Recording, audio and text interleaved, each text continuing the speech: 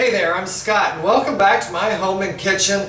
I am working on chicken pot pie today. It's a request I get all the time and I'm getting to it. It's a beautiful fall day outside and nothing's better than delicious, rich comfort food, which this is. To make the chicken pot pie, it's really simple. The recipe's on my blog at www.scotthargrove.blogspot.com. Check it out, copy and paste the recipe right off the page. And it's yours to try for whenever you want it.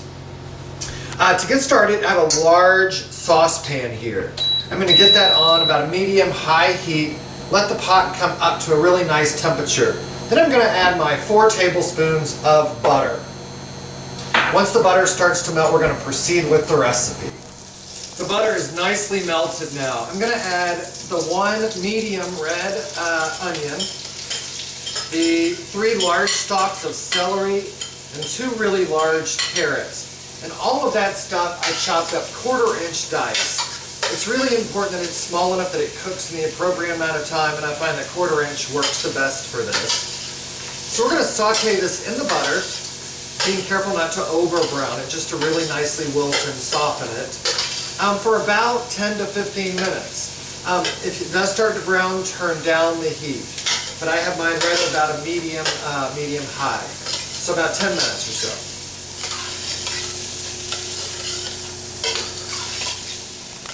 Okay, while the vegetables soften, I have a chicken that I roasted off actually a couple of days ago when I had roast chicken for dinner. I just did 2. And I've had it in the refrigerator well wrapped. What I'm going to do is pull the skin off of this, discard the skin because we don't need that. And then with the chicken, I'm just going to shred it up into bite-sized pieces and put it in a bowl, and I'll show you what we're going to do with it. So we got our chicken all shredded up, and of all of that chicken, we need about 2.5 to 3 cups. Anything that's left over, make chicken salad out of it, make a quick chicken soup, but we're only going to need 3 cups of the chicken that's shredded up. To our vegetables here, I'm going to add about a teaspoon or so of dry thyme. Stir that in really well. Now to this I'm going to add 1/2 of a cup of all-purpose flour. And it's important here to really move this flour around, get the vegetables all incorporated with it, and we're going to cook this flour for about a minute just to get that raw flour flavor out of it.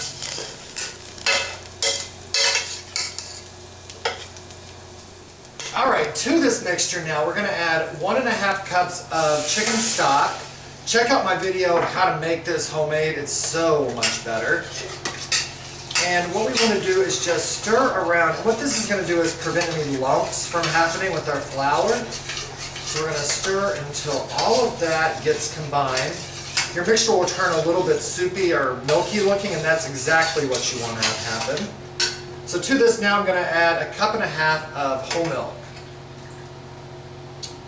That's going to go in. Now we want to bring this mixture up to a boil, and then it's going to thicken. It's going to be like magic.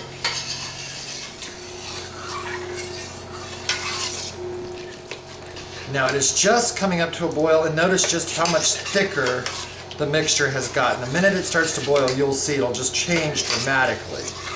Okay. At this point, we want to add our 3 cups of the shredded chicken.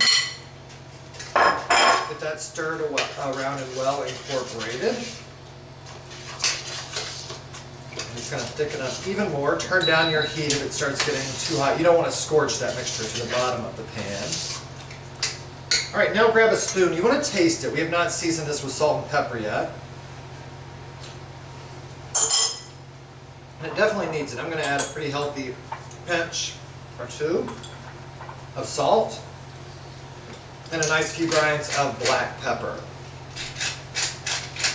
Also what I've done in the back is preheat my oven to 400 degrees. Alright. Get all that stirred around. Now I have a cup of frozen English peas, sweet peas. Those are going to go in.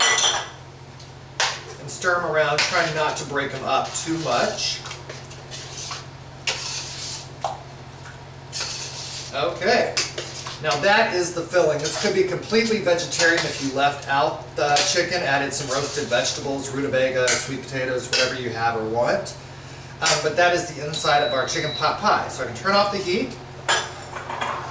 Now I'm going to show you two different ways to actually present this. You can do a large casserole, or you can do these little individual ramekins. If you have the kind of life where you're rushing in after work and not always feeling like cooking, make a batch of this.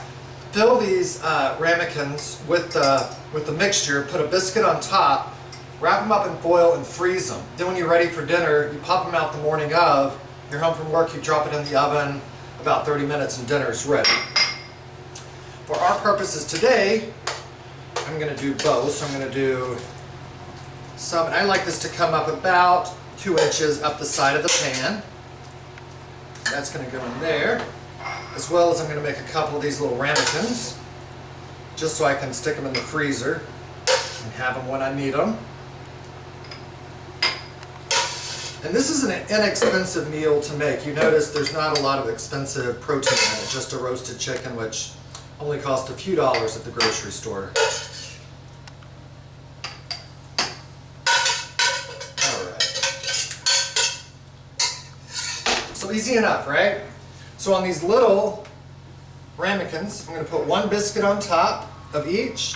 Those are going to get wrapped in foil, put in the freezer, and reserved until I'm ready to use them. This is the one I'm going to make for today. And I'm going to drop these biscuits. I like to leave space between them. So I think I'm going to be able to get 3 down, 3 down, and then a couple down the center.